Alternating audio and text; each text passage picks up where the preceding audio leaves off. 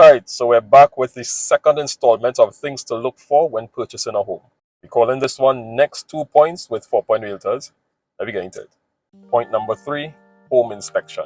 So needless to say, you'll want to inspect the home itself. You'll want to make sure it's ideal for you and your family. How many bedrooms, bathrooms, what's the square footage of the property?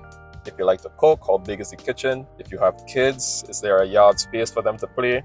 Is there an area for entertainment if you like to entertain? Is there space for future additions if necessary? Stuff like that.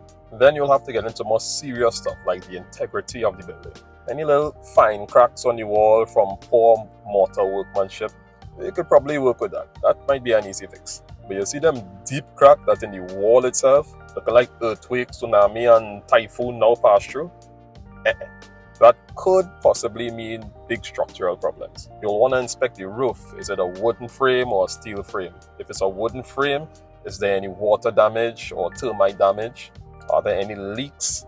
Then you'll have to check out electricals and plumbing. Inquire about the age of the property because the age of the property will have an effect on all of these things. Keep in mind some properties are very well maintained, so an older property does not necessarily mean that you are guaranteed to find problems. Basically, if you can, work with a professional, trusted contractor that might be able to guide you accordingly.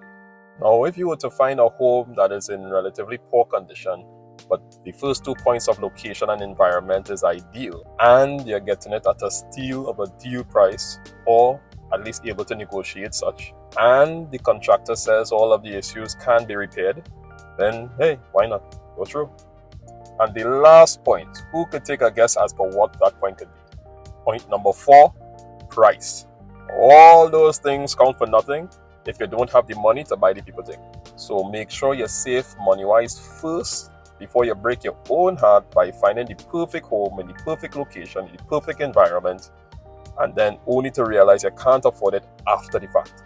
Feel free to go back to the video first step when purchasing a property, then take in the other video about documents needed to get pre-approved.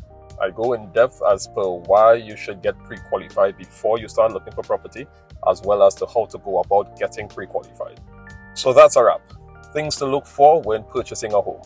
If this video benefited you in any way, I urge you to like, subscribe, and follow, and of course, share the video with your friends. Michael Lee again of 4 Point Realtors. Until next time.